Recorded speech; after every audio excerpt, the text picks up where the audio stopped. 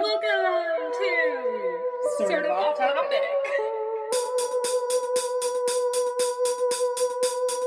This is my beautiful and talented and very smart friend named Max, and you better fucking respect her. And this is Janey, my non-romantic life partner, who I would kill or die for 1,000 times over. And if you can't respect her, then you can't respect me. And if you can't respect me, you better get ready for a knuckle sandwich, baby.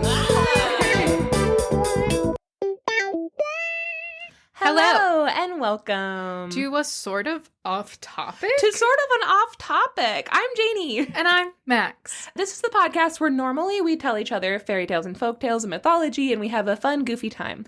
But today, we're doing something a little special because we're releasing this on Indigenous Peoples Day, because let's go ahead and just bury forever the idea of Christopher Columbus. Yes. Let that be the last anyone ever says of his name ever. Mhm. And because we're on Indigenous Peoples Day today, I thought it would be fun, a fun, silly, good time, to do an Indigenous off-topic. So I thought that I would tell you the true story of Pocahontas. Sounds super fun, lighthearted. Oh man, I can't wait to tell you. There's this girl. She has this little raccoon buddy. Already so jealous. Little hummingbird friend. Oh my god. She's in love with a blonde man named John Smith, who's good and fine. No notes. The end. Pretty good. Yeah. If you've ever seen the Disney movie, they did a bad job. Her sister's hot, though. I'll say it. Naomi? Sure. Not her sister. Not in her the sister? movie. Her best friend in the movie. Oh. And they made her bitchy for no reason. I'm like, why make her bitchy? Hot. They also did make Cocoa hot. And canonically, Yeah. Cocoa is hot. We like Cocoa. Anyway, okay. So I was thinking we could just jump right into it today. Sure. Yeah? All right. We're going to take like a 1 second long break, and then we'll be back, and I'm going to tell you the story of Pocahontas. Woo. Okay, Max. Okay, Janey. Max, okay. Oh my god, that's so many sticky notes. So when I was doing my thesis for my master's degree, it was on diverse representation in children's books, and I had a very strong focus on Indigenous stories because my father is Sioux, and that was the culture that I grew up with. Oh, Max looked like she was surprised by that. No, sorry. Did you Pig know that just my- licked my toe? Did you know that my grandmother was from Antipolo? No, so someone just licked my toe. Was what that was. Get out of here. So while I was doing my thesis research, I came across this book. It's called The True Story of Pocahontas, The Other Side of History. It is by Dr. Linwood Little Bear Costello and Angela L. Daniel Silverstar. And these are two members of the Powhatan community, which is the nation that Pocahontas was from. And very specifically, Dr. Linwood Little Bear Costello is one of the basically like oral historians.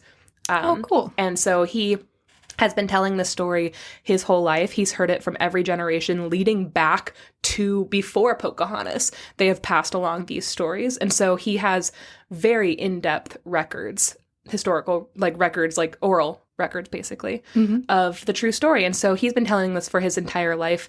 And he told it to Angela L. Daniel Silverstar, another member of his community. And she basically helped him write it down. Very cool. Yes.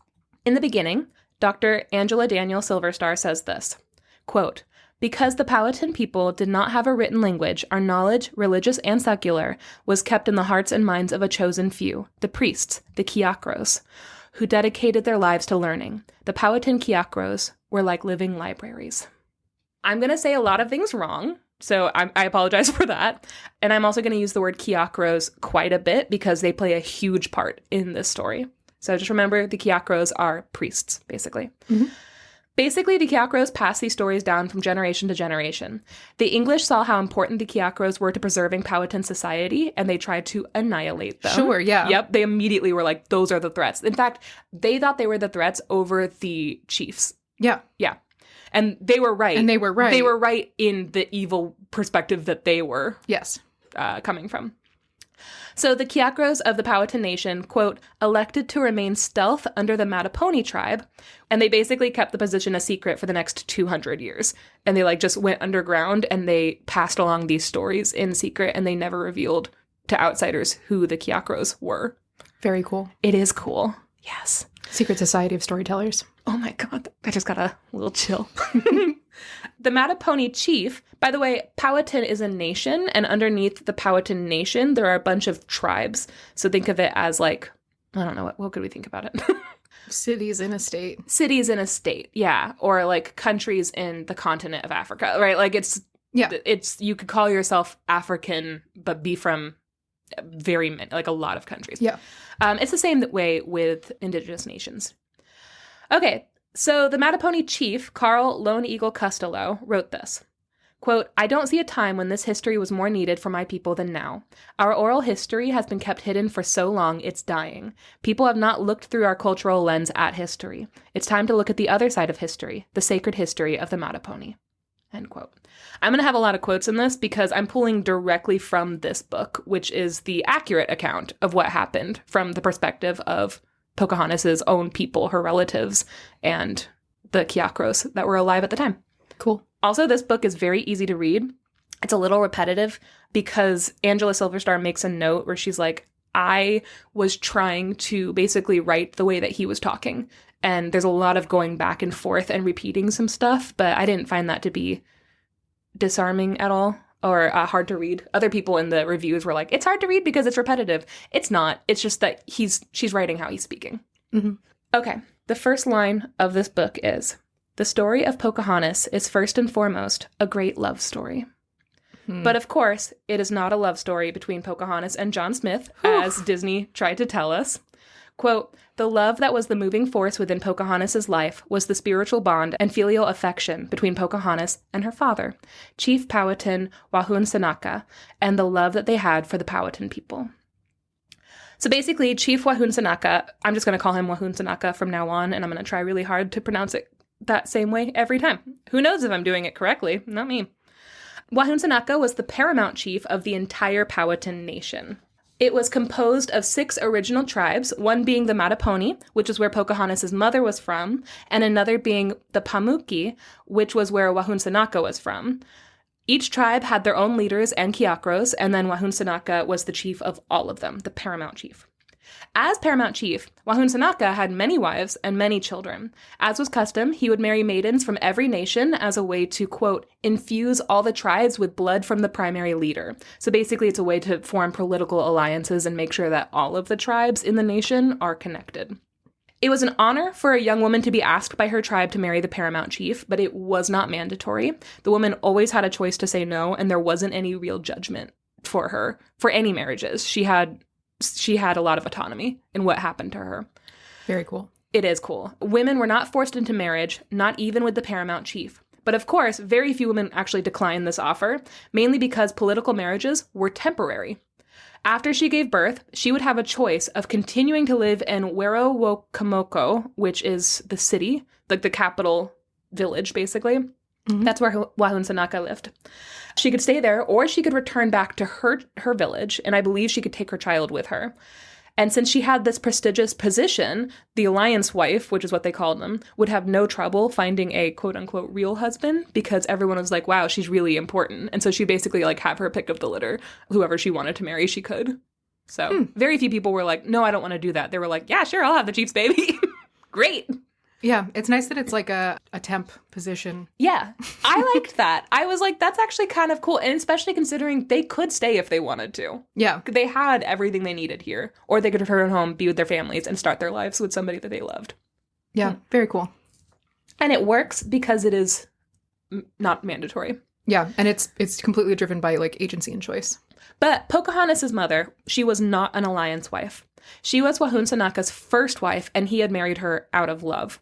They had a couple of children together, and they were just deeply devoted to each other. Like, every single record is like, he loved this woman so much, and then every other wife that he had was political, and everyone knew that. Mm-hmm. Her name was Pocahontas, which means laughing and joyous one. When she died in childbirth with Pocahontas, her last daughter. Wahunsanaka was devastated and he was overcome with grief. And then he saw this little baby who they had named Matawaka. And he basically was like, this is my last connection with my wife. Like, he poured all of his love into this baby because he was like, this is the last thing I have of her. And then after this, he started calling her Pocahontas. Like, as she grew up, she reminded him of his wife a lot, of her mom, and so he also called her Pocahontas, and everyone started to do that as well. Matawaka means flower between two streams, which is probably because the Mattaponi village was located between the Mattaponi River, which is her mother's people, and the Pamunkey River, which is her father's people. So she was the thing that connected them. That's cool. I know. I think that's really sweet. There was no question ever that little Pocahontas was Wahun Sanaka's favorite child. He basically said it all the time. He loved her so much. There was nothing that he would not do to keep her safe and make her feel loved and respected.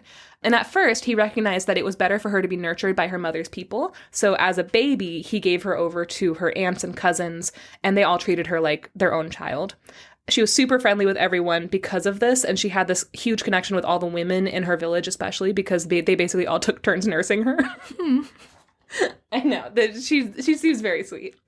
And then, after she was weaned, Wahun Sanaka requested that she come live with him in the capital village of Wirowokomoko, where his eldest sister, Matachana, cared for her. He was like, I just want her around me. Can I take her back? Is that okay? And they were like, yeah, you're the chief. You can have her. She's your daughter. Yes. Pocahontas grew up making him laugh, and everyone described her as being this super cheerful and really funny kid. Quote, so enduring was her love for her father that the story of Pocahontas cannot be told without talking about Wahun Sanaka. All their actions were motivated by their love for each other. Wahun Sanaka did everything he could to protect his daughter. In all that she did, through all that she endured, Pocahontas was guided by her love and respect for her father and her people. End quote. So, let's talk about John Smith. Okay. We must, Max. First of all, it's important to know that there is a very clear division in Powhatan society between childhood and adulthood. Disney shows Pocahontas as being like an 18-year-old or maybe older. She wasn't. She was a child. And this is important because, quote, the distinction was marked by physical appearance as well as what types of behavior were permitted and which behaviors were not allowed. Children could go naked and they could walk around barefoot until they came of age. And then after they came of age, they were clothed and they understood why, basically. Their hair was also never cut until they came of age, so it just grew really, really long. Quote, contrary to popular stereotypes, Powhatan children did not run wild. They were watched over with attention and care. Children ensured the continuity of the Powhatan people. They were protected from harm by all possible means. And as the chief's daughter, Pocahontas was even more closely watched than all the other kids. Like, they were never just allowed to go out by themselves or, like, go exploring, or they were always supervised. Pocahontas had straight up guards with her at all times. She was provided everything she needed to have a happy life, but she was never spoiled. She wasn't allowed to do whatever she wanted. In fact, more pressure was put on, like, they call them royal children in this book. Mm-hmm. So that's what I'm going to call them, but it feels weird for me to say that. Yeah. It feels like going into the Indian princess stereotypes, which we heard all of our lives. But yeah, like the term and the structure of royalties, I think. It's the same thing of, like, the children of the president. We don't call them the royal family, but it does make sense why people would conflate the two. Yeah. Okay, so basically she was kind of raised with even more strict attention put on her as well, even though she was very happy and very well taken care of and loved. And here's an even more important point when comparing the actual history to the Disney movie. When the English colonists arrived during the spring of 1607, Pocahontas was 10 years old. And John Smith was 27 years old. Ew. He was not an upper-class English gentleman of high status. In fact, he was an adventurer. So that's also, he didn't come here for anything else. He was exploring. When the English arrived, the Powhatan tribal chiefs initially tried to make sure that they were really friendly to them. They entertained them, they traded with them, and the Kiakros met and decided that instead of destroying the colonists, which, if I could go back and change one thing in history, destroy them. Instead of destroying them, they would try to contain them and make them allies to the Powhatan Nation. So from the beginning, the Powhatans were like, let's be friends, basically. There was no aggression, especially in the beginning. And that's going to be a theme throughout here, is how patient and kind the Powhatans are at this point. 6 months later, during the winter of 1607, John Smith was traveling with a couple of men, exploring some territory. Powhatan warriors were out hunting for food, and they discovered and captured them. At this point, he was kind of well known. Many Powhatan people were afraid of the English colonies. Like, it only took like 6 months for them to be like, oh shit, they have something new. They called them thundersticks. It was guns. And they were being killed a lot. And John Smith would often go into different villages with like 4 or 5 colonists, and he would terrorize the people with weapons, and he would like point a gun at the chief's head and be like, all right, you guys know what this does, right? So give me all of the food in the village and then we'll go away. An armed robber. He was an armed robber. Quote, for instance, Smith would pretend to come into a village in a friendly manner. When he was in proximity to the chief of the village, he would put his pistol to the chief's head, demanding a ransom of food in exchange for the chief's release. Smith and his men would proceed to take all the corn and food in the village. As they left, Smith would throw down a few blue beads, claiming to have traded with the Powhatan people.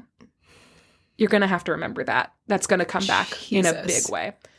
At this point, there was a belief going around the Powhatan people that John Smith was some sort of deity because of his gun and his sword and what he was able to take from them. They were like, maybe he's some sort of god. Like, maybe these people can't be killed. Now that he was captured, because these warriors came and captured him, Opachancanoughf, I'm going to say that differently every time. He's Wahunsanaka's son and a tribal chief as well. He took Smith around to various villages to show everyone, like, no, he's not supernatural. He's a man. Watch this. And he smacked the shit out of him. See that? Just a man. Good. I don't think he was actually smacking the shit. He might have been. I think it would be funny if he was. Wish he would. Wish he would. He was basically like, this guy is human. He's just like all of us. They are just human. So it's okay. Everybody thinks that this was most likely a directive from Wahunsanaka and the Kiakros. They were trying to stop everyone from deifying John Smith, who's a literal nuisance. After he was done parading him around to the different villages, Opachancanoughf took Smith to meet with Wahunsanaka.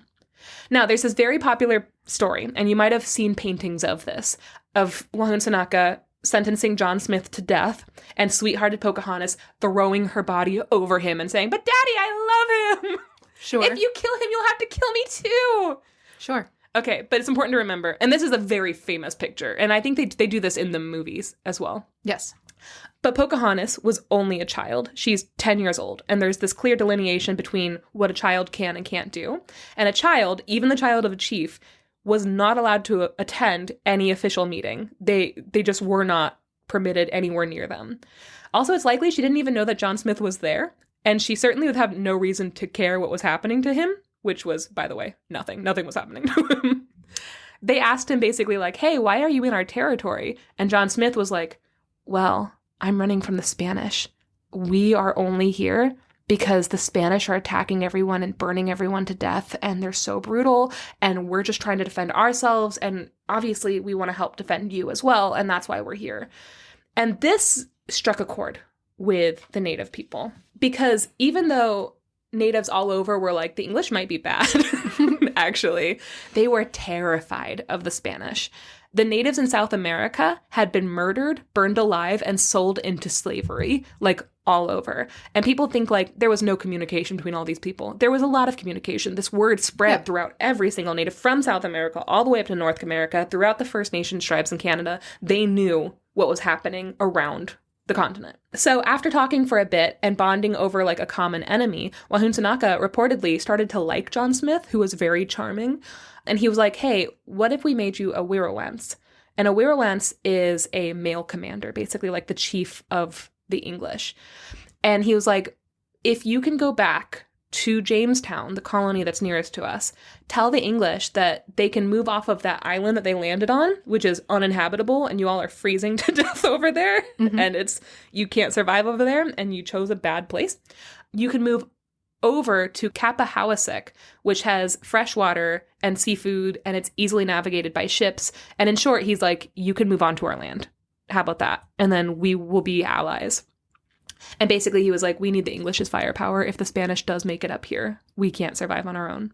A lot of native tribes did this, including that's why Savannah is where it is because of an alliance between the English and the Yamakra people. Except that in Savannah, it was pretty peaceful between Oglethorpe and Tamachichi. This one was not very peaceful. So after speaking with John Smith, he truly started to believe that they came in peace. And he made him a Wirrawance, and he was like, stay as long as you guys want. Quote, although Smith alleged years later that Pocahontas saved his life during a 4-day ceremony in the process of him being made a Powhatan Wirrawance, his life was never in danger. His life did not need saving. Why would the Powhatan want to kill a person they were initiating to be a Wirrawance? Oh my God. Yeah. By Smith's own admission, Wahun Sanaka gave Smith his word that he would be released in 4 days. Smith's fears were either a figment of his own imagination or an embellishment to dramatize his narrative. End quote. Which, that one. It's that one. It's that one. Yeah, it would suck to go home and be like, yeah, I had a conversation with them and they were actually really nice and understanding. Yeah. You have to be like, and I almost died. But don't worry, I was saved by the pretty daughter who loves me. Yep. The ceremony had many kiakros in attendance, and children were not allowed to be there. So she wouldn't have been anywhere near him. Mm-hmm. Just another example of, like, there's a lot of evidence saying that, no, this didn't happen. True to his word, after 4 days, John Smith was released to go back to the colony. And Wahun Sanaka and the entire Powhatan Nation believed he would follow their customs and remain loyal, because they had no reason to believe that he wouldn't. They had no experiences with people like the English. They were offering them everything, after all. But John Smith had no intention of honoring this new friendship. When he returned back to his English fort, the colonists put him on trial. I'm not sure what for. Maybe for being a dick. He got back and they were like, oh, there you are. Get over here, you son of a bitch. Answer for your crimes. And I would love to know what crimes they were. Yeah. And they sentenced him to death. And that night, Captain Christopher Newport arrived from England and stopped his execution. Is that the Newport News Newport? That's what it seems like, right? Because it's all up there in Virginia. So that winter, the English moved in, and immediately it became clear that they were fucking idiots. Sure. They hadn't brought enough food or supplies, and they were starving to death. And this was really confusing to the Powhatans because there was plenty of hunting in that area. Like, when they got there and they were still starving, Wahun Sanaka was like, what? But we gave you really good... There's a lot of food here. You're just not eating it. Eat it. Yeah. They said, quote, the English were lazy. They wanted the food to be given to them, to have someone else do the work for them. Yep. It was the Powhatan way to constantly seek the good of the whole tribe. Greed and selfish ambition were considered to be bad traits, especially of leaders, and so sharing food and showing hospitality was an integral part of their society. As such, it was natural for the Powhatan people to be really generous to the English. They shared food and resources that entire winter. They ensured their survival. They basically dragged them kicking and screaming through that winter because the English kept trying to die like stupid pandas, rolling over on their babies. I think it's a huge, this is a little bit of a tangent, but if you look at a world map and you look at England, England's super small and it's also super shitty to grow basically anything. And rather than simply not living there, a bunch of people were like, let's live here and let's fucking just leech off of everyone everywhere else and all of their supplies and labor and everything. Yeah. The entire English empire is based on the fact that they were able to steal and enact impossible cruelties upon people in order to get what they wanted with as little effort as possible. Yeah. Weirdly, they could have spent a little more effort just learning to farm and they would have been fine. Yep. Yeah. Yeah, absolutely. Because Wahun Sanaka trusted John Smith as the Wirrawants, he often let his daughter, Pocahontas, go with the entourages that would deliver food and supplies to the Jamestown colony. She was closely watched over by the Kiakros, of course, but if he had any worries, she would not have been allowed to go. At this point, he was like, it's safe, they're our allies. Some more discrepancies between the English stories and the Powhatan stories, because there are many. The English became familiar with Pocahontas because they associated her with food, since she went with the Kiakros and warriors to deliver the supplies. There are many stories that Pocahontas came on her own to deliver food, maybe going against her father's commands because she was so peaceful and she loved the English so much and she was just so giving. But she was a child. She would never have gone anywhere on her own because the Powhatans took care of their children. And also, she would certainly never do anything without her father's permission.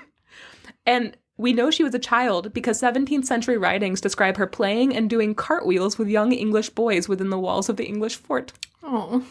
Powhatan women apparently don't do cartwheels after they reach puberty. They were like, no, that's a child's game. That's the cartwheel cut off. I'm sorry, did you start your period today? Stop cartwheeling. 2 feet on the ground. Sorry, I'm a woman now. No jumping jacks, no cartwheels. You can still do a somersault, though. Like, once in a while. Once on your birthday. On your birthday, you get to do a somersault. Thank you. Just the image of her doing cartwheels with the English boys is the cutest thing ever. I know. They also wrote a lot that she was naked, and that was common for Powhatan children in the summertime. But this was during the winter time?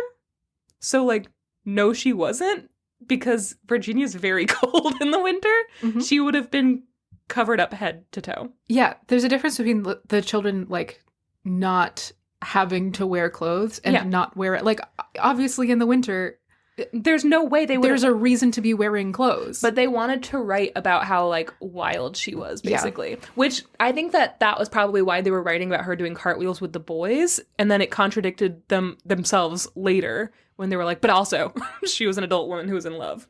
Yeah. Also, the idea that she was able to just walk on over to Jamestown Colony is ridiculous because that journey is 12 miles by foot. Jesus. So, like, just lies, and lies, and lies. Easily provable lies. When she did go to the colony, Pocahontas was guarded by a ton of people. Kiakros, sometimes undercover warriors, personal bodyguards.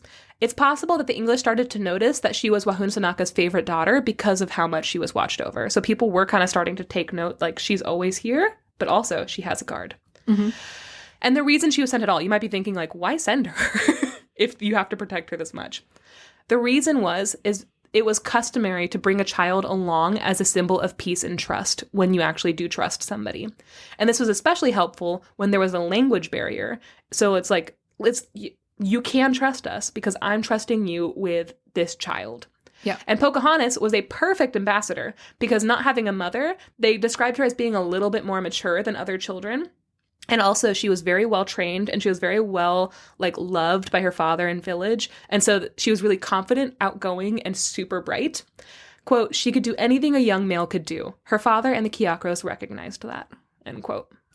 Loved. This is the most loved the number one thing you're going to get from this book is how loved she was. There are many stories that say she was going to Jamestown to teach John Smith. But that's also not true. It may be true that at one point he asked her, hey, what does this mean? Because he was stupid and she was smart. Sure. And she had started to learn English just by, like, interacting with people. And he had refused to learn anything because he's a white man. Mm-hmm. And she would try to answer because she was friendly. But that's probably, like, it's probably all that they're the only interactions they may have had. Yeah. There are also stories that say she was a spy for her father. And the book says, quote, she was not a spy. She was a child. She came to show peace, to show that the adults came in peace. End quote.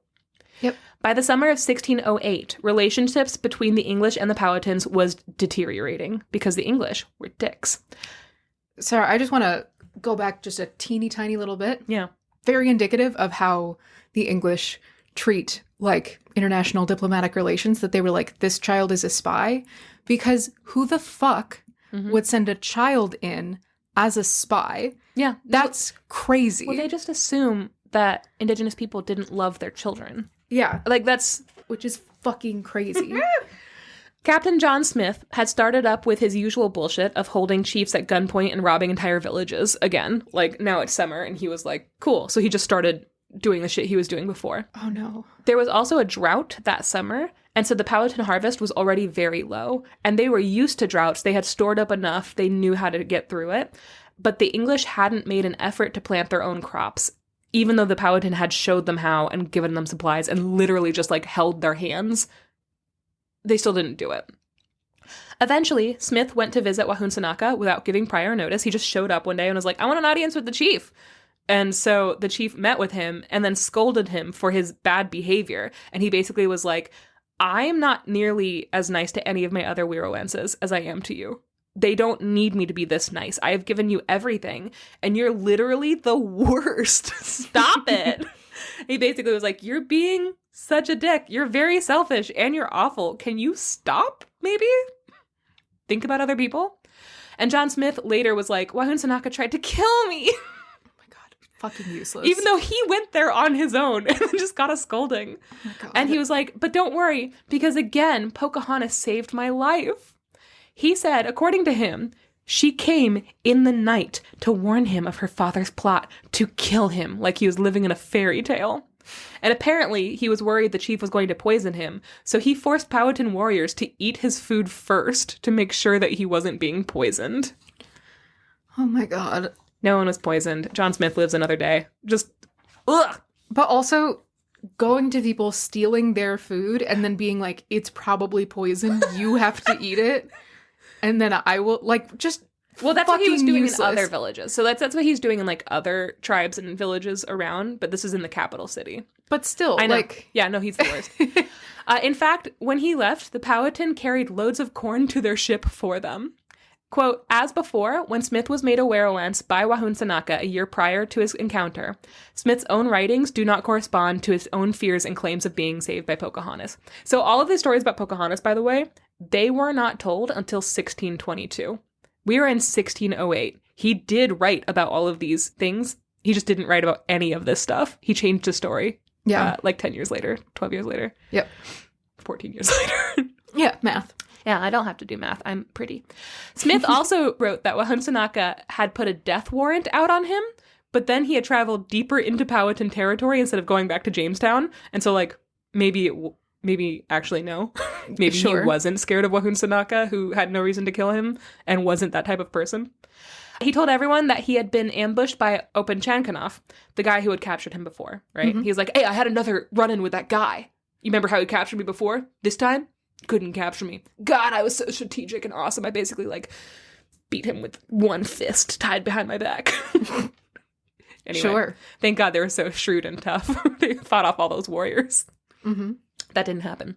Meanwhile, European traders, called Dutchmen in English writings, I don't know if that means they were from Denmark, but other, like, people from Europe, they came to the Powhatan. Holland, right? Oh, yeah, you're right, because Danish. You're totally right. Yeah. Dutchmen, perhaps from Sweden. They came to the Powhatan, and they actually did come in peace, because are we surprised that the Vikings might actually be cool? Yep. They wanted to form an alliance with the natives, and so they did this by building Wahunsanaka an English-style house. They were like, hey, let us update you. You want some windows? They could do that.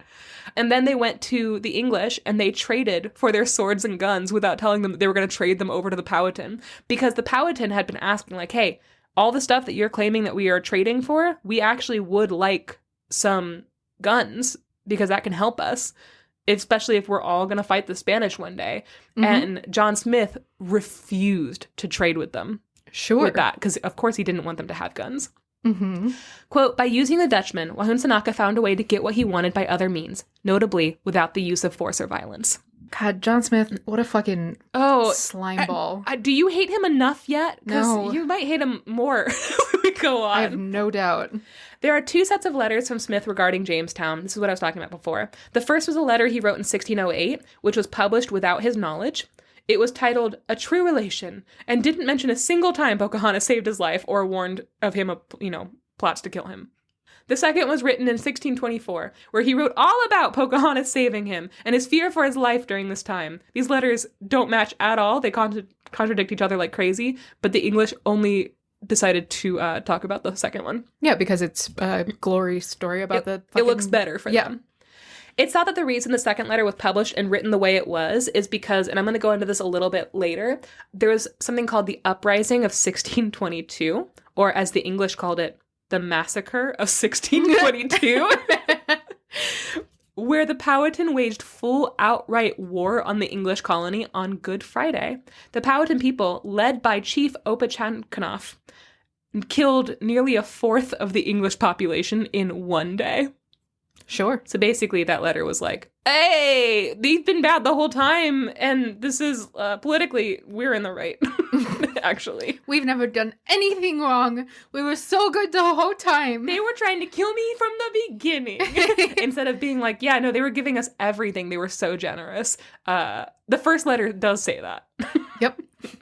Not only have the Powhatans always been evil and unprovoked in the second letter. Sure. But also, John Smith had defeated Opechancanough that one time by being a wonderful strategist. So actually, he was still really cool. So, yeah. Wow. Yeah, he came across looking real good in that second letter. You can ask his girlfriend. She was there. She's from Canada, though. She's from Canada. Yeah, she's from Canada. She's hot, though. Yeah. You don't know what Canada is yet? She doesn't have an email address. Sorry, I meant other England. Okay, so the next part I'm going to get into has a trigger warning for sexual violence. This whole story is a trigger warning, but we're going to get into this a little bit. The English did not understand Powhatan customs, especially when it regarded women and children. Children often ran around naked in the summer, and women were often bare-breasted. The sight of breast, according to the book, it was like seeing boobs didn't do anything for the warriors because that was normal to them, right? Yeah. They weren't like, whoa, hunka, hunka. Breasts aren't genitals. Yeah, and they were like, that doesn't mean anything to us. No. But the English took notice of that right away. It was the first thing they noticed. The Powhatan Nation did not permit sexual misconduct of any kind. Rape was not tolerated, and it was almost non-existent in their society. They didn't even think about it. Because if a man was guilty of rape, he would be immediately just kicked the fuck out, and he would have to live alone in the wilderness. And the idea is that, like, community is so important, you can't survive on your own, so it was basically like a death sentence. Yeah. Unless he teamed up with other rapists in the woods if he could find them, and oh, bam. And they also talked about how, like, if for some reason a band of rapists did form in the woods and they started causing some trouble, then the warriors were dispatched to swiftly get rid of them. Sure, good. But they weren't, like, they didn't put, they weren't under a death sentence. They just weren't allowed to live here anymore. Yeah. Especially, like, in a community setting where you are relying on each other for, like, the necessities of life, having someone that you can't trust is... Yeah. Not an option. Yeah, no. So don't be a fucking creep. Yeah, and you don't get to, like, take advantage of the kindness, generosity, and forethought of others when you're going to be a fucking creep. Yeah. And get out. Yeah, and get out. Get the fuck out of here. The English colonists did not share these values. Quote, the sexual safety and security of the Powhatan people drastically declined with the arrival of the English colonists. The English would either go after the ones who had more authority over each village, or they would take the younger ones. They wanted the prize either way. So it's basically like, they don't care who you are. They don't care how old you are. They don't care what your position is. They're gonna harm you. Because, especially in the beginning, thanks to John Smith, the English had guns, and the Powhatans did not. So basically, they were powerless against them. The women would often offer themselves up to protect their children from sexual assault. There was, like, a lot of stories about women just being like, take me, it's fine, take me. And, like, telling their kids to run. Oh, my God. It got to the point that whenever the English were coming, they would have, like, scouts out, like, watching for the English. Whenever the English were coming, the children were hidden in the woods by, like, the old men. They would take the kids into the woods, and they would hide them, and the kids were trained to stay really still and quiet while the English were there. And they weren't just afraid of them being sexually assaulted. The English could also take their children and sell them as slaves. The English didn't understand the Powhatan customs, and they didn't want to understand them. Quote, they wanted to look at the Powhatan people as savages. Because the English considered the Powhatan people savages, they considered it to be okay to kill them and take their land. There has to be some kind of conviction. People do not just kill other people without some kind of justification for their conscience, unless they are simply killers, murderers. The term savage and its associated ideology is what the English colonists used to justify and rationalize their actions. End quote. Which is the reason why people are like, what's the problem with the word savage? That's why. That's the reason. It's a term that was used to dehumanize to the point where you could just rape and kill anyone. Which is wild, because... we have sports teams called the Savages. Not even going into that. The idea that...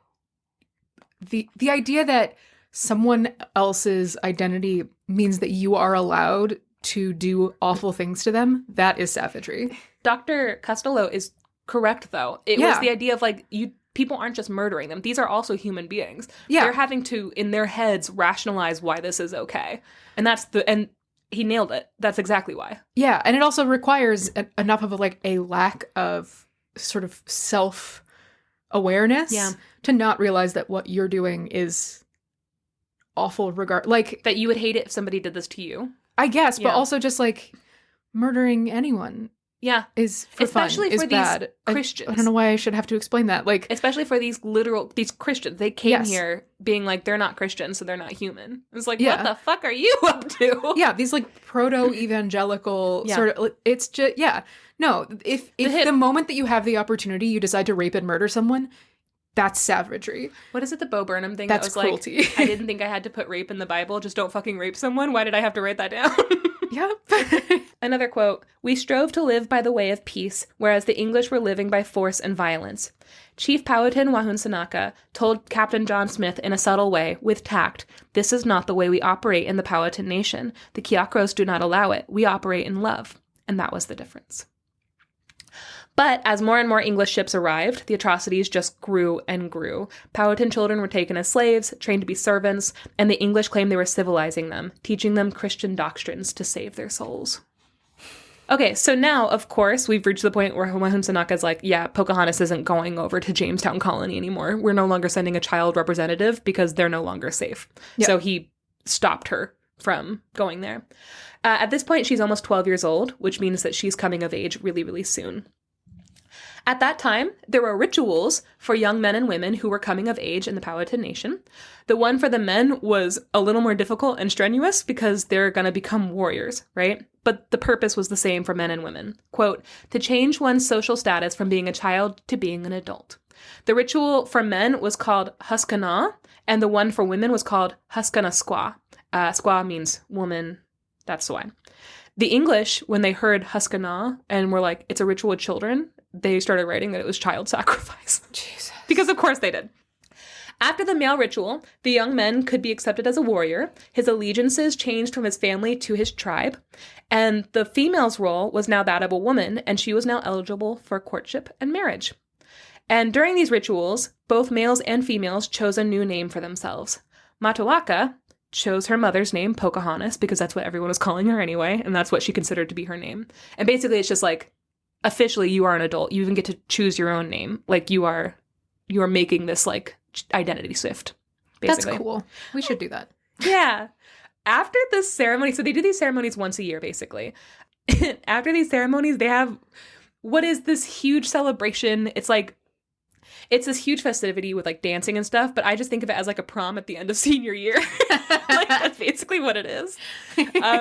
Because she was the daughter of the paramount chief, the Huskana Squaw would have been followed by huge festivities. They would send like dignitaries from every single tribe to come and celebrate and feast and dance.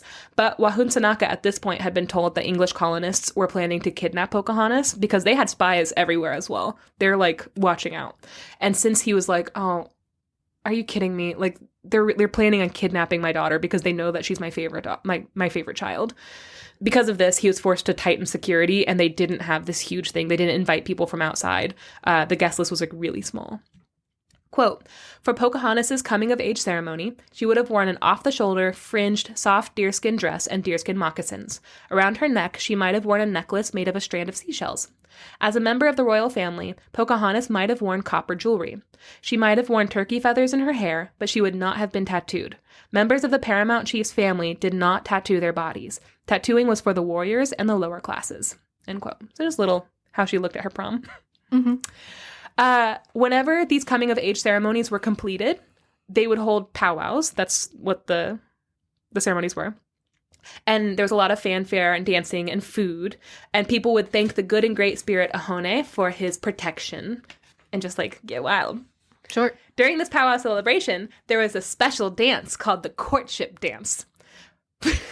This is so much like a prom. I have little butterflies for her.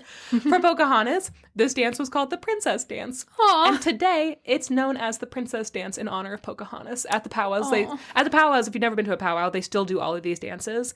But it's all like very traditional and very historical, right? But the Princess Dance honors Pocahontas. During this dance, young warriors look for a mate, and they would go out and ask a young girl to dance with him. And the girl might be like, okay. And then they would go off and they'd dance, and everyone would be like, oh my God, they're dating now. It's like a cotillion. It is so exciting. This is most likely where Kocoum, one of Wahun Sanaka's warriors, asked Pocahontas to dance. And after they had courted a little while, they got married. Aw. Mm-hmm. Kocoum was ranked in the top 50 warriors who protected Werowocomoco, the capital of the Powhatan Nation. Mm-hmm. He was an elite warrior. And of course, that made Wahun Sanaka feel really safe that his daughter was marrying this warrior, right? And he was hot, so also there's that. I understand that it's probably like there is a group of 50 warriors and he is a part of that group, and that's how we know that he is. But I love the idea of just somehow an Us Weekly like Wahun Sanaka's top 50 elite warriors. What is it? Werowocomoco's next top warrior. So they lived in the capital near her father, which Wahun Sanaka loved, I'm sure. Mm-hmm. And she became pregnant pretty soon. The English colonists were continuing to raid and destroy Powhatan villages, and there was a sense of danger that was starting to arise in the Powhatan capital. And to make matters worse, the Kiakros were still picking up more and more information that the English were still planning to kidnap Pocahontas. So things are getting really dangerous for her. Since Pocahontas was in danger, it was decided that she and Kocoum should go live in the Potawatomi village, which is where he was from. And the English didn't have any spies there because it was super remote, and Wahunsanaka's older brother and very close friend, Japaza, was the tribal chief. It was here that Pocahontas gave birth to her son. They called him Little Kocoum. Aww. Kocoum Jr. Kocoum. English spies pretending to be interpreters and traders were still looking everywhere for Pocahontas. They knew she had been moved, and so they were just going off being like, hey, we would like to trade some stuff. By the way, is Pocahontas here? One of these spies was living in the Potawatomi region, allegedly learning the language, which was a common practice to produce interpreters. They would let the English come and live with them. Captain Samuel Argall, an English colonist, learned from that spy where Pocahontas was. He had arrived in the colony in 1612, and he had made it his mission to kidnap her and use her as leverage against Wahunsanaka to keep him from attacking the English. They also thought that they could use her to force the Powhatan to give up the land that they had cultivated along the Powhatan River, which was really fertile and was already made for farming. All the work is already done. Yes, exactly. And they were like, we want that. We should have that. We deserve it. We've been so good. They had not. Also, the idea of being like, we should kidnap her so that they don't attack us. They weren't going to attack you until you were like, I'm going to kidnap her. Literally, just leave them alone. Literally, just leave them alone. Literally, just leave them alone. Mm-mm. So the plot to kidnap Pocahontas was an effort to buy them some time. The English settlers at this point had been ordered by the crown to find a way to be financially profitable and self-sustaining by 1616. And they also had investors. One of them was the Virginia Company. They were like, we'll invest in you, in your colony. But if you don't show us that we're going to make money off of this by 1616, then we're going to pull our investment. And the colony would have been a failure. So it was 1613 now, and they were like, fuck, we've been here for so long and we haven't made any progress. It's so hard to live here and we're doing our best. I'm so mad that this comes back to capitalism. Yes, it does. Oh, yes, it does. Okay, so they had originally gone here because they thought that they were going to find gold, and then they found no gold. Sure. And so now they were exploring other options. Have they been looking for gold? You know what? It's hard to say. Probably a little in their minds. Yeah, and they asked and they were like, hey, do you guys have any gold? And everyone was like, what? Not really. What is that? Like, that doesn't bode well for us. Yeah, and they were like, it's too hard. It's hard and it's not our fault. So now they were exploring other options like glassmaking and tobacco production. And they were looking for a way to get more men and more weapons sent to them. So now that he knew where Pocahontas was hiding, Captain Argall gathered a group of men and a lot of weapons. They stormed the village and they demanded Japaza bring Pocahontas to his ship. There was an emergency meeting with the chief and all the Kiakros, and messengers were sent to Wahunsanaka to tell him what was happening, like immediately. And after this meeting, it was decided that the safest and only option was to comply with his demands and hand Pocahontas over. But they were also trying to bargain with him because they were like, listen, you can't take her. Like, Japaza was like, that's my brother's daughter. Like, that's his favorite child. I can't just give you her without assurances that she's going to be okay. And after they talked for a while, Argall was like, okay, here's the thing. I just need to tell my guys that I had her aboard the ship. After I take her aboard the ship, I'll hold her for like not even an hour, and then I'll just bring her back. And then that story will get around. And they eventually agreed to that. They tried to get them to agree that if they gave Pocahontas over, Argall's men were supposed to remain in the village unarmed with them until she came back. But of course, he wasn't going to do that. And Japaza, which by the way, I'm so sorry about that pronunciation. It doesn't sound right as I'm saying it, but I can't think of another way to say it. Japaza was in a really tough situation. He did not want to give her over, but he knew that if he didn't, the English were heavily armed. They would take it out on the Potawatomi people. And as chief, his job is to look out for the greater good of the entire village. And just because he loves Pocahontas and he loves her father, he can't pick her over literally everybody. And also with the firepower that they were bringing. Yeah, they had no chance. Yeah, they would just kill all of them and then take her. Yes, exactly. Yeah. So eventually he promised that if Pocahontas boarded his ship he would return her shortly after to the care of the Potawatomi as soon as he was able. And he was like, we won't harm her. We're going to give her back. Don't worry. Just like hand her over. But of course, once Argall and his men escorted the young woman onto the English ship, he broke his word and he refused to release her. She was their captive now. Argall sent messengers to Wahunsanaka with his ransom demands. He required, quote, the return of the English weapons that had been taken from Jamestown. No, they had not been. They had been traded for. Return of the English prisoners Wahunsanaka held captive, as well as the shipment of corn. The Kiakros advised Wahunsanaka to retaliate swiftly. They were like, send the warriors, wipe them out. We can't be peaceful anymore. Just go and kill everybody. And Wahunsanaka was like, if we do that, they will kill my daughter. I cannot do that. And said he decided to pay the ransom. Argall wrote in 1613, quote, this news much grieved this great king, Wahunsanaka. Yet without delay he returned the messenger with this answer, that he desired me to use his daughter well, and bring my ship into his river, the Pamunkey. And there he would give me my demands, which being performed, I should deliver him his daughter, and we should be friends. So that's Argall's own words. He's saying he agreed to pay the ransom, and I agreed to give back Pocahontas. Mm-hmm. These people really are telling on themselves. They should think about their lies earlier. Yeah. Argall prepared to set sail with Pocahontas, but first he gave Japazaw and his wife a copper pot. Copper was prized among the Powhatan for its spiritual properties, and as such, only Powhatan royalty wore copper jewelry. So remember, she might have been wearing that at her ceremony. Mm-hmm. The purpose of this pot was to basically accuse Japazaw and his wife of betraying Pocahontas for the gift. Ugh. This was apparently a common tactic amongst the English. Remember John Smith throwing those blue beads down and saying that he had traded for all the food in their village? Oh my God. Yeah, they took Pocahontas and then gave a pot. Quote, the long continuation of these implications by popular media and scholars is deeply offensive to the Powhatan descendants. It insinuates that the Potawatomi valued material possessions over the love and commitment to their relatives and their paramount chief, that they were immoral. And also, this made me think about how, you've heard the term Indian giver? Mm-hmm. Of like, well, we traded and now you want it back. That's where this comes from. The term Indian giver was like, well...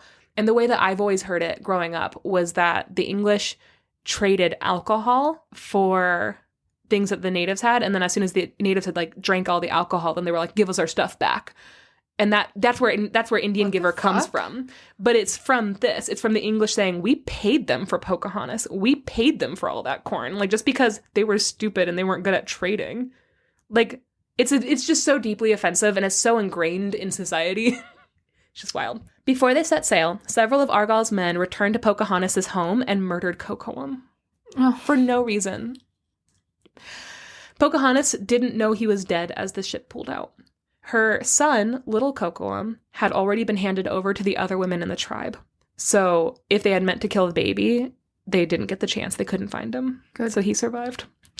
Wahunsanaka released the English prisoners with the weapons and tools as well as the shipment of corn, fulfilling all the ransom demands. But of course, Argall was not honorable, and he did not fulfill his end of the ransom agreement. He took Pocahontas back to Jamestown instead. He justified this by writing in 1613 that he had given her over to Sir Thomas Gates so he could settle the ransom for him, claiming, quote, he no longer had any obligation in the matter.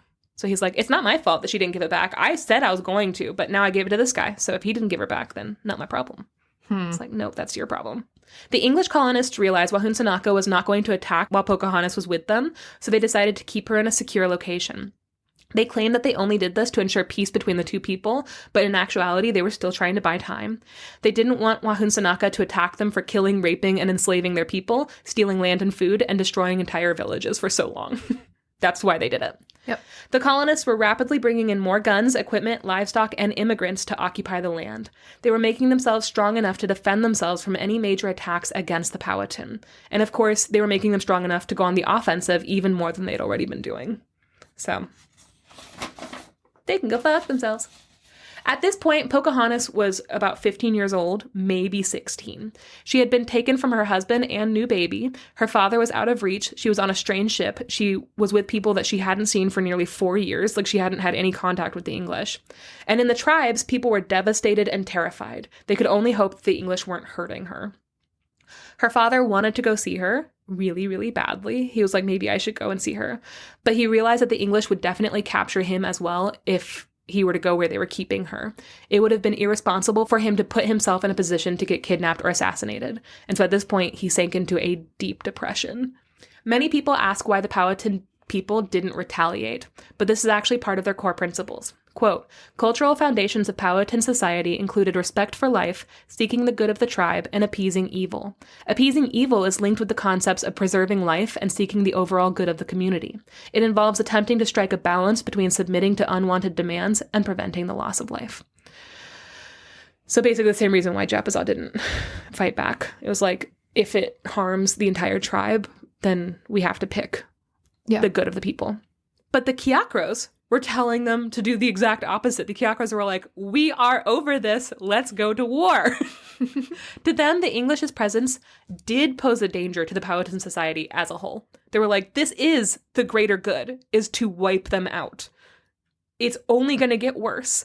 And they were right. They were right. And the Kiakros had ultimate power in Powhatan society. If they wanted to, they could go against what the paramount chief was saying, because there was a council that had more power than the actual chief. But they didn't. They respected his wishes because they knew that he's right. If they go against them, they probably would hurt Pocahontas.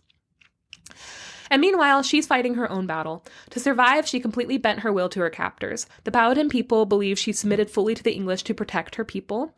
Quote, if she had behaved badly and resisted the English colonists, they might have taken their anger out on our people. Also, it was the Powhatan custom to respect all life, even the lives of those who sought ill toward our people. Pocahontas, as the daughter of the chief, had excellent training, and it was ingrained in her to carry herself with dignity. But she must have been terrified. That's a big speculation in this book about how she was feeling. The settlers started trying to convert her to Christianity, to teach her the English language and English manners. Quote, by English cultural standards, one was not perceived to be a human being if one was not Christian. So that was their first course of action when they had her. Sorry, I just rolled my eyes. I know. I don't know if it was loud enough for you guys to hear it. I'm about to give you another quote. Supported by Sir Thomas Dale, Reverend Alexander Whitaker and John Rolfe worked tirelessly to convert her to Christianity and teach her English ways. Rolfe, an English colonist experimenting with tobacco, volunteered to instruct Pocahontas in the Christian faith. He spent hours with her alone. End quote. But even though she was complying for the most part, she started to do some strange things to them. They would dress her in English clothes, and she started to rip the clothes off of herself, and they were constantly having to redress her, which to me, this sounds like trauma, right? Like, that doesn't sound like something that she would have been doing if she had been healthy. It also doesn't, I mean, the English clothes are different and uncomfortable. They are different, but they describe her as like ripping the clothes off and like ripping clothes off of her body. Like, she was complying with everything up until that point, you know? They tried to brainwash her by constantly telling her that her father didn't love her and that he would have paid more ransom if he did love her. But they were failing at convincing her of this because she had a very strong faith in her father and in her people. She was like, I love them. I know they love me. So she was not buying it. So instead, they decided to try to show her that he didn't love her. They staged an attempt to exchange Pocahontas for a second ransom payment. With no intention of actually making a trade, they took her to the site of the exchange in 1614 and made demands for corn that the Powhatan people had no way of fulfilling. It was spring, and the English had already destroyed the majority of their winter storage. Opachancanoughf, who's the one negotiating, he asked to be allowed to provide the corn after that year's harvest. He's like, let us grow it, and then you can have it. But the English refused. A fight broke out, and they took Pocahontas back, and they were like, see, your father doesn't love you. He didn't give that ransom. They basically told her that he valued English weapons over her. Shortly after this, Pocahontas was baptized and renamed Rebecca. It had been about a year since Argall had kidnapped her. The Powhatan people have theorized that she was going along with everything because she had been trained to do just this. Quote, the stealing of wives and children was a known practice in Powhatan society, as well as within other First American tribes. It occurred between tribes of different languages in their games of war. This is a way to strengthen a tribe's genetic pool, which actually makes a lot of sense considering a lot of people in every single village are related to Pocahontas, so it makes sense that they would go and get people from other villages. Yeah. Pocahontas would have known that the way to survive and to prolong her life would be to submit to the circumstances. Pocahontas' adopted mothers had trained her from an early age on how to behave if she were captured, which I did think is really interesting. Later in her life, after the Quakers heard that the English colonists were seeking to abduct her, the Quakers provided her with additional training on what to do if she was captured. So she was doing everything that she had been trained to do. While no one knows for sure if Pocahontas truly converted or if she was just placating her captors, one thing is true. I love this. This I really loved. Quote, comparing the behavior of the Powhatan people to that of the English colonists, it appears that the Powhatan people lived the principles of Christianity more than those who professed faith in it. They offered food to the English colonists. They offered the English colonists a place to live within their society. They taught the English colonists how to farm, fish, and hunt, and how to grow tobacco. The Powhatan people constantly gave to the English colonists. The English colonists constantly took, and they slandered the Powhatan to justify their actions. Lots of stories from the English claimed Pocahontas believed her father had deserted her, and so she had turned her back on the people. But her people never believed, then or now, that she had ever betrayed them. Quote, Pocahontas' abduction, along with the English's refusal to then release Pocahontas, ensured only a tenuous peace with the Powhatan. Basically, they were like, nuh-uh. They were refusing to give her back. And it was only a matter of time before something was going to happen. While with the English, Pocahontas became fearful and withdrawn. She was having what we now think of as a nervous breakdown, and that's what the Powhatans believe as well. This wasn't from being held captive because she had been trained since she was a little girl to be held captive. But what the English were doing to her was nothing short of torture, and it was starting to weigh on her. It was so bad that the English ended up sending a message to Ahunsanaka asking him to send one of Pocahontas' sisters to stay with her, which is a big ask. Jesus. They ended up sending Matachana, her eldest sister from the same mother. The two were very close, and Matachana's husband, his name is Utamatamakan, was like a big brother to her, so he sent both of them. Ahunsanaka saw this as a good sign. He was like, okay, so the English are caring enough about her to want her to have family around, so, like, that's good. But when her sister arrived in Jamestown, Pocahontas confided in her that she had been raped. Quote, Mattaponi's sacred oral history is very clear on this. Pocahontas was raped. It is possible that it had been done to her by more than one person and repeatedly. My grandfather and other teachers of Mattaponi oral history said that Pocahontas was raped. The possibility of being taken captive was a danger to beware of in Powhatan society, but rape was not tolerated. End quote. So basically, they had never prepared her for the possibility that she would be raped. Yeah. And it hadn't really crossed anyone's mind. I mean, I'm sure it crossed their minds, but, like, it was still such a foreign concept to her. Yeah. Whew. So also, Matachana at this point started noticing some signs that she was pregnant. Pocahontas was nauseous suddenly all the time, and she was sweating a lot, and she just had a lot of symptoms of first trimester pregnancy. According to Matachana, the English colonists took precautions to hide Pocahontas' premarital pregnancy from the other colonists. Eventually, she was moved from Jamestown to Henrico to hide her advancing pregnancy. She lived under the supervision of Reverend Alexander Whitaker, who lived on a plantation near present-day Richmond. This plantation was more isolated, so there was less risk of people finding out that she was pregnant. And on top of this, she was forced to wear English clothing to hide her body. So they really didn't want other people to know because that would look really bad on them. Mm-hmm. So by the spring of 1614, a year after being captured, she had been converted to Christianity, given birth to a son named Thomas, and married to John Rolfe, that creep who spent all that time alone with her to teach her Christianity. Quote, Mattaponi oral history is adamant that Thomas was born out of wedlock prior to the marriage ceremony between Pocahontas and Rolfe. No one really knows who baby Thomas's biological father was, but they don't think it was John Rolfe. They think that it was Thomas Dale, who had access to her under the guise of helping her convert to Christianity. This would also explain why the baby was named Thomas and not John, after John Rolfe. And then John Rolfe was also the secretary of the colony at the time. He was in charge of keeping records of all the births in the colony, and he hadn't recorded Thomas Rolfe's birth. That was his own son, and he hadn't written it down. People have speculated a bunch, Disney in Pocahontas too, cough, cough, on whether or not Pocahontas loved John Rolfe, no. And whether he loved her, also no. But Rolfe wrote to Thomas Dale to request permission to marry her, right? He had to do that. He ended up in that letter calling Pocahontas an unbelieving creature instead of a human woman. Yeah. Bleh. I read that letter. It's stupid. Old English is so stupid. It just seems like somebody that doesn't know how to spell. And I know that's just how they wrote, but like, Yeah. it's so stupid. Creature.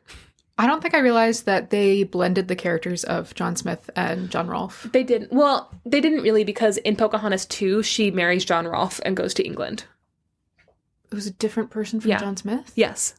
I don't know what happens. I never watched Pocahontas 2. Never had the urge. This was the first marriage in the New World between an English commoner and a member of the Powhatan royal family. And so by John Rolfe marrying Pocahontas, he gained a lot of prestige. Even John Smith realized this. He wrote in 1624 that if he had married Pocahontas, he could have been a king. And then immediately he wrote, like, well, okay, it wouldn't have made me a king. And also, I never even wanted to marry her. Ugh, gross. She was gross and not even that attractive. It was like, I could have been a king, except that John Rolfe isn't a king. So, jealous fuck. Wahun Sanaka gave permission for Rolfe to marry Pocahontas, but that was because he literally had no other choice. If he had denied the marriage, they could have sold her into slavery. Yep. So, like, it's better that she be aligned with somebody kind of high status. Yeah, and also she has a newborn child. Yeah. That is in a place with no community support whatsoever to take care of them. Exactly. Unless she is married to a leader in the they community. basically have to comply with everything. Yeah. Later, Thomas Dale, who was already married, tried to get Wahun Sanaka to give one of his other daughters for him to marry. Oh my god. And he was denied. Good. Go fuck yourselves. Wahun Sanaka's like, I only said yes because you have the other one kidnapped. What the fuck are you talking about? Also, he's already married. They don't believe in polygamy, so he doesn't believe that this is a real marriage, is the only thing that I can think of. Yeah. The English claim that the wedding between John Rolfe and Pocahontas brought peace between the two people. But Wahun Sanaka couldn't attend the wedding, even though it was Powhatan custom for the father to give the bride away. That's something that they do. He couldn't go because his safety was at risk, so there wasn't that much peace. Instead, he sent his brother, Opachapam, in his place. And even though he couldn't attend himself, he sent Pocahontas a pearl necklace as a wedding gift. The pearls had been taken from the Chesapeake Bay oyster beds, and the size of them made this a really rare gift. Quote, no mention of this necklace has been found in the English writings, but a portrait of Pocahontas wearing a pearl necklace used to hang in the governor's mansion in Richmond, end quote. So she kept it with her. After John Rolfe married Pocahontas, suddenly all his problems with growing tobacco had been solved. He had moved to the colonies in 1610, and he had been trying to grow and cure tobacco for that entire time, and he'd been really unsuccessful with it. But now that he married Pocahontas, the Powhatan Kiakros tried to make nice with him by teaching him their ways. He was able to turn a profit before the 1616 deadline, which ultimately saved the English colony from being pulled out by the crown, and he got that big investor with the Virginia Company, and he and Pocahontas set out on a public relations tour in England. So, like, all things are coming up, Rolfe. In the spring of 1616, a ship named the Treasurer set sail for England from the Virginia colony. The captain was Samuel Argall, that fucking asshole that had kidnapped her in the first place. And the primary voyagers were Thomas Dale, John Rolfe, Pocahontas, and her small son, Thomas. Obviously, this was probably super triggering for her to be back on a ship with Samuel Argall. Mm-hmm. They also brought nearly a dozen Powhatan, including Matachana and Udamatamakan. Several Kiakros were there in disguise. The colonists were used to seeing them in their traditional attire, and they recognized them as, like, a great threat, but these Kiakros were in hiding so that they could spy and bring back information.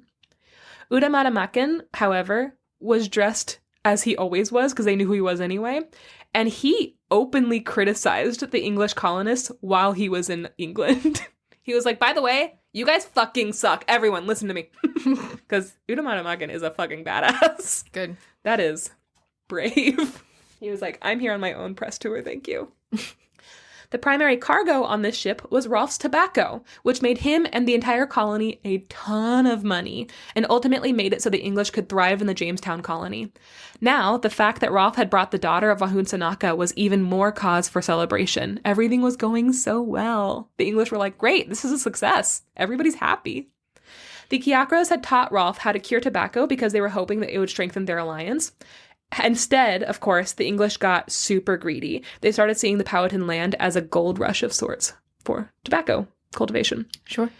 Which is what Richmond, Virginia is known for. If literally as you drive into Richmond, you pass a giant cigarette from I think it's from Marlboro. Yeah. Yeah. Anyway, that's what Virginia is known for, is tobacco. That's why there's so much cigarette paraphernalia everywhere. I never thought about the Marlboro connection, but yeah, growing up in Virginia, that was what was always talked about. It's like the thing that Virginia was settled for was green gold. Yeah, the only reason why they got that was because they kidnapped Pocahontas. Oh my God.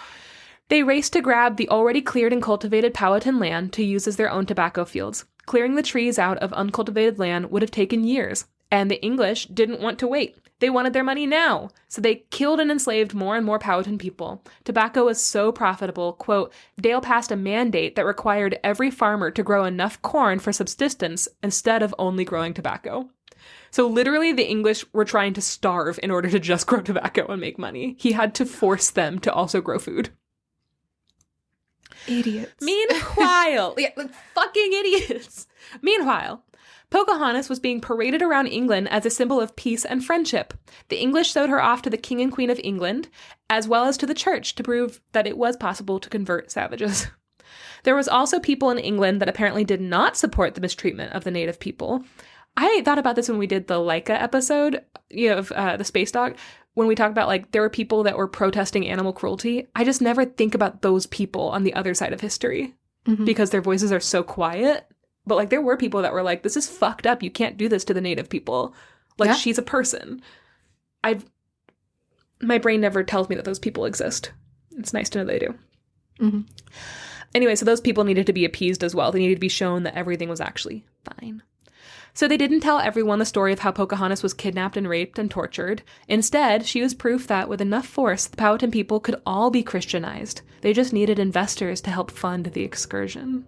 For just pennies a day. You too can save the soul. Basically, that's what they were telling people. One of these wretched people in the new world. Look at them. They're so sad and dirty. Ew. What if they were like us? Rich and dirty.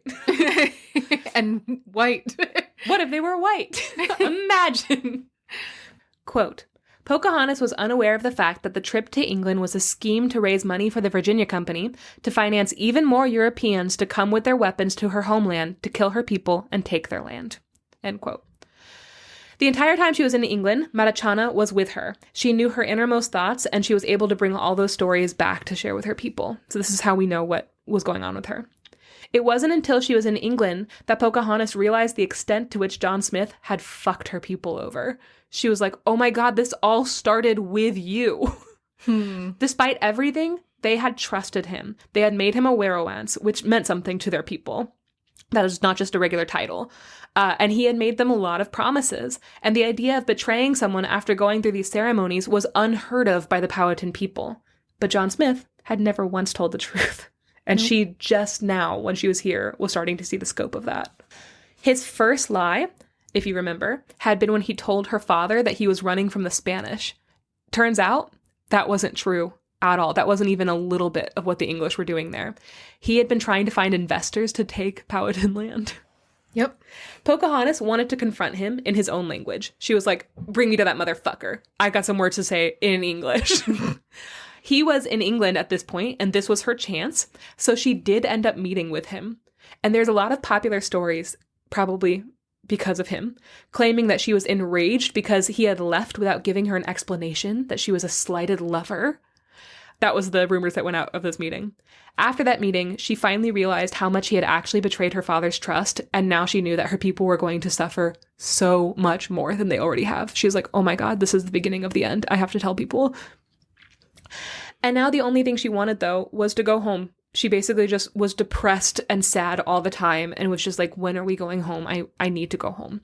She wanted to see her son, little Cocoam. She hadn't seen him in years.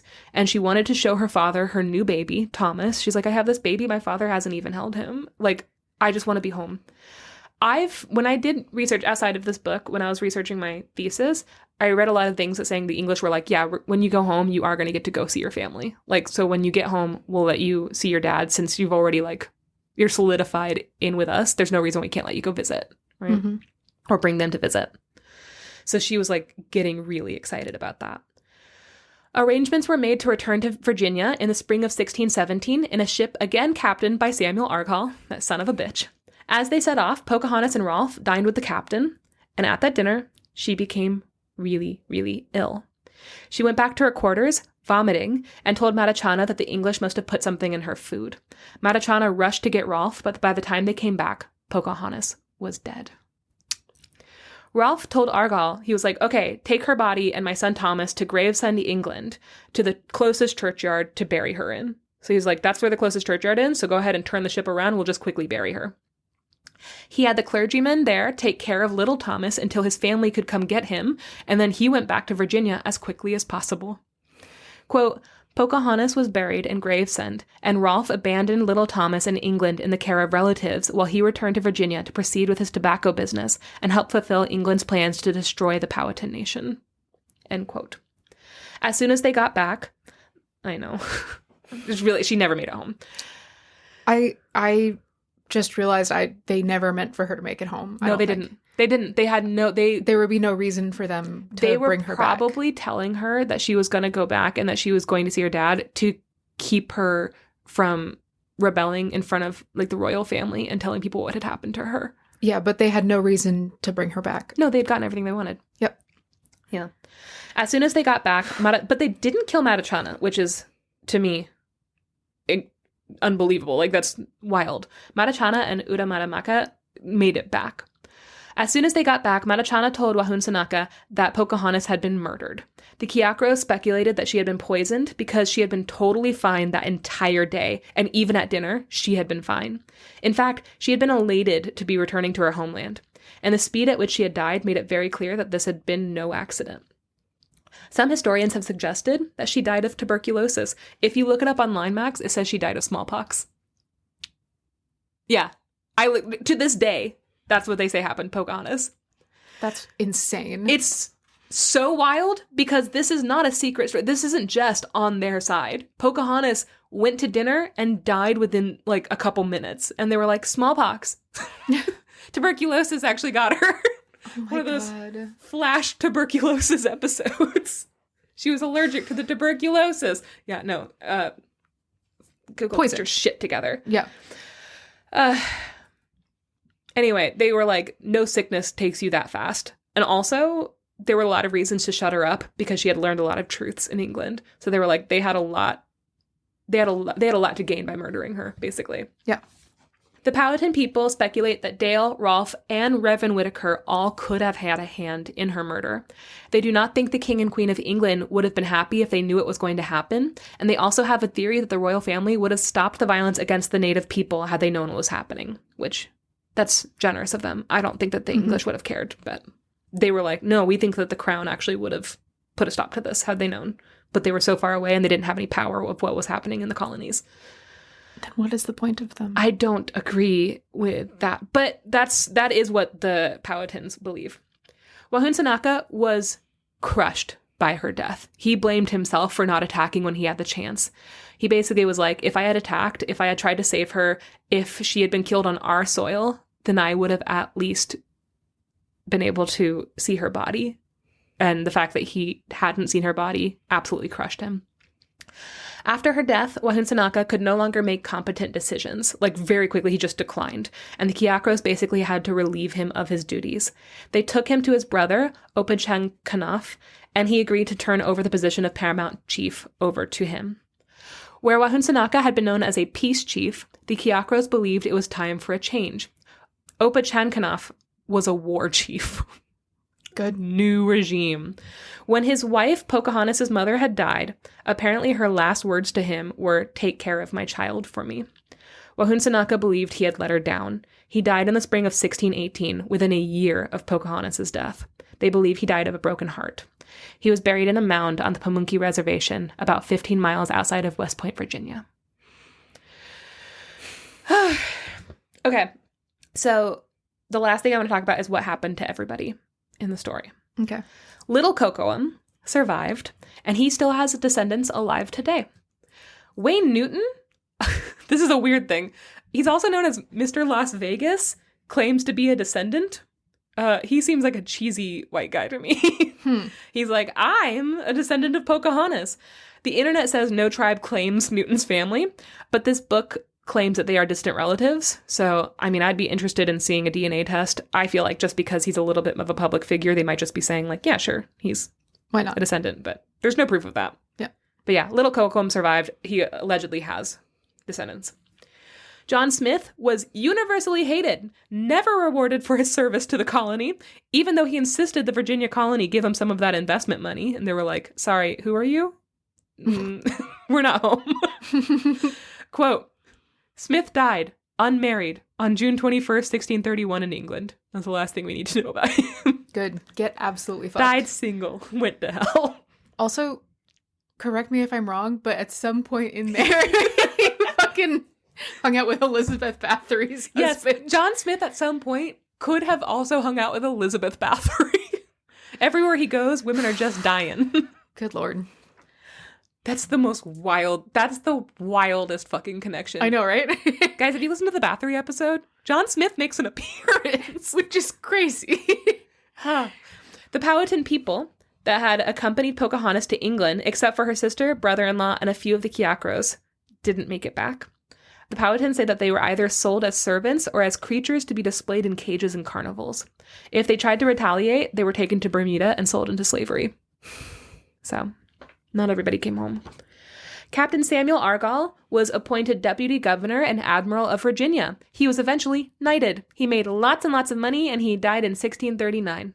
Straight to hell. Straight to hell. John Rolfe married Jane Pierce quickly after Pocahontas died, making this his third marriage. He was already a widow. Widower, yes. It should be the other way around. I agree. Widower sounds like Widower, he married I them. hardly know her. And you know what? He did. He was a wealthy landowner. They believed he died during that one-day attack by the Powhatan in 1622, and I hope it was painful. Good.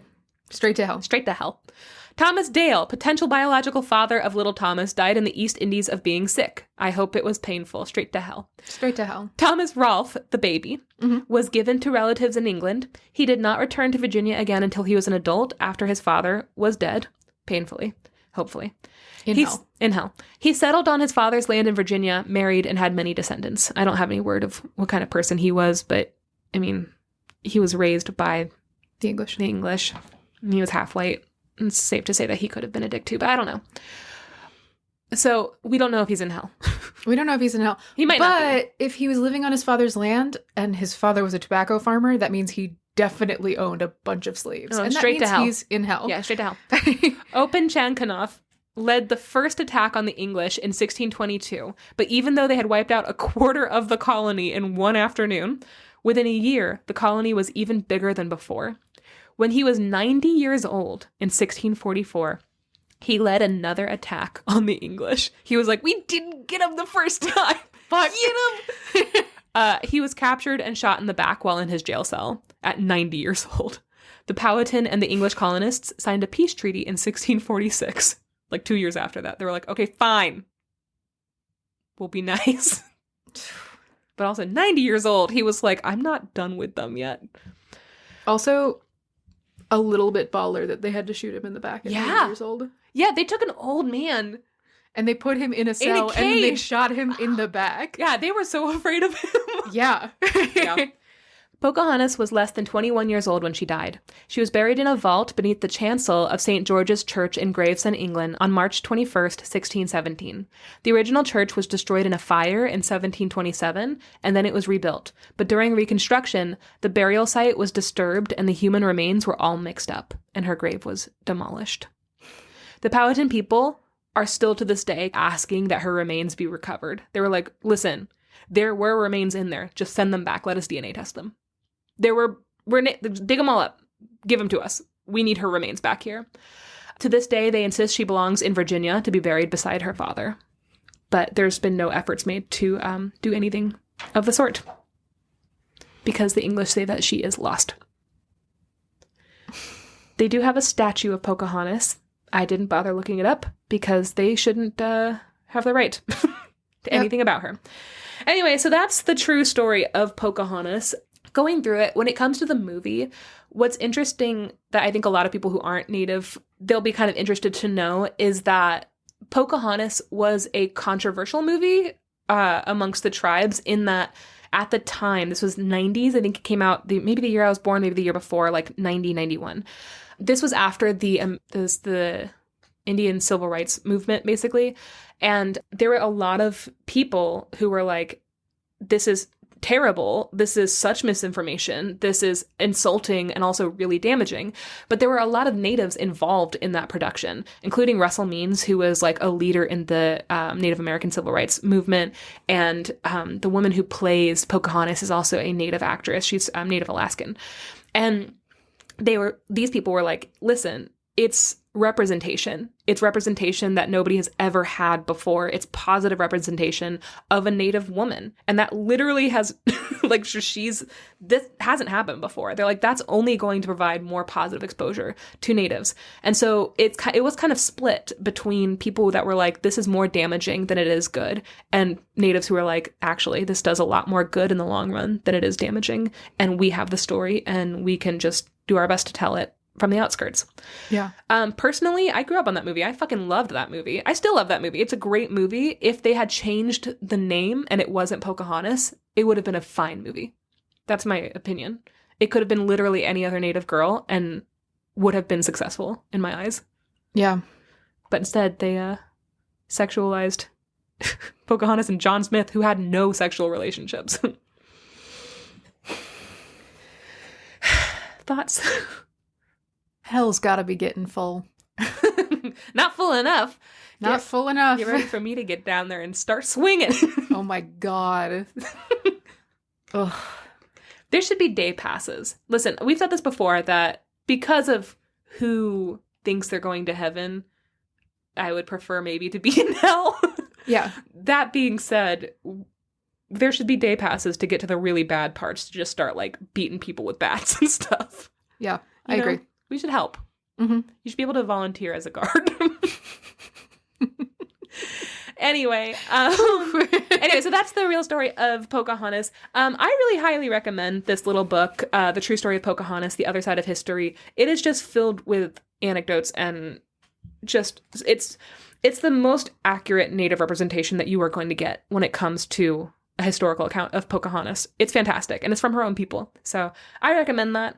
And just in general, I hope that everybody has a good and truthful Indigenous History Day and that you come back next week when we have a regular episode that is fun and goofy and silly. Yeah. Mm-hmm. I'm just filled with boundless rage now. Yeah. That's the main takeaway is... If you live in Virginia, then start noticing how much emphasis is put on tobacco. Because what I think is interesting is, you said this before, you were talking about how you've learned a lot about tobacco in Virginia. You probably learned a lot about that in school growing up in Charlottesville, right? All of it, yeah. But you never learned about the connection to Pocahontas, who is arguably the biggest figure in Native American history. I think that Pocahontas, because of Disney, she is the biggest Native historical figure that we have, right? Yeah. And the fact that that connection was never made, when it is a direct connection, it is one-to-one, that what happened to Pocahontas was what made Virginia colony so lucrative. Mm-hmm. It's just not an accident, and the fact that they don't teach that in school is malicious. There's there's only evil to be had there, that those two were not connected, considering people love to talk about Pocahontas. They fucking love it. They don't want to tell the real story, though. Nope. Okay, guys. With that, I'm gonna get the fuck out of here. I'm gonna let Max go rage punch some stuff. Yeah. I'm gonna let her off her leash. She's gonna rage punch a few. Bark, bark, bark. And thank you for hanging out with us. I'll put a couple pictures of paintings and stuff of Pocahontas on our Instagram, so go follow that at Sort of the Story. You can email us at sortofthestory@gmail.com. You can text us at the link below if you want to give us your thoughts on this, and join our Discord if you want to chat with us about this story, about Indigenous history that we may not know. And on our Discord, I'm going to share a picture of my nephew at a powwow in his little SpongeBob regalia. Oh no. Remember that picture? I don't think I've seen that picture. Hold on, let me show you. Oh, that's so cute. Hold on, it's my favorite picture of all time. Oh my god. His little Lucky. That's the cutest thing I've ever seen in my whole life. He has a beaded SpongeBob medallion around his neck. Oh my god. This kid is so old now. I am ancient. Anyway, okay. So we'll share some stuff around, and we just, we want to chat with you. So yeah, hang out with us. Okay, Max, let's go. Let's go. Let's go scream into the void. Let's fucking go, dude. You can't fight me, not on this day. I'm not gonna fight you.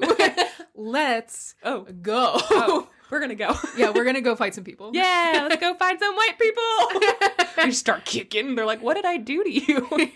Oh, the English better watch out. Today, I'm gonna go to England all day. And I'm gonna bury them. Yeah. Get buried. Yep. All right. Goodbye, guys. Bye. So the nature of this particular story, I don't know if we're going to be able to even add a test in because I'm in too silly of a mood and it's kind of a serious story. That being said, I'm on Tinder again and I'm meeting somebody after this. Your hair looks great. Thank you so much. It smells like burnt hair. So. Well, it looks great. I really hope he appreciates the smell of burnt hair. But I posted on the Discord about how I was going out and my post without even thinking was just, hey guys, fingers crossed that he doesn't have a loose gun and also he thinks that COVID's real. And then I sent it and I was like, God damn, the last guy dug a hole and hid the bar underground. I'm like, I would settle for a man with furniture. Any furniture, even. Oof. Yikes. Yeah. The really difficult part, though, is I feel like if a man had furniture, you would also be kind of grossed out by that. Okay, that's actually a big problem on Tinder that I've been having, is that I'm getting annoyed at every single man. And I realize it's because I don't really like men that much, but here I am stuck with men. And so every single picture that's coming by, I'm like, ugh, I guess. Wow. So I'm in this really weird predicament where I think I'm better than all men, and I also think a man is okay if he doesn't have a gun just floating around in his apartment. I'm like, yeah, okay, I'll sleep with you. It's in a closet? Does it stay there? Excellent. Oh, no. Anyway, none of that can make it into this episode, unfortunately.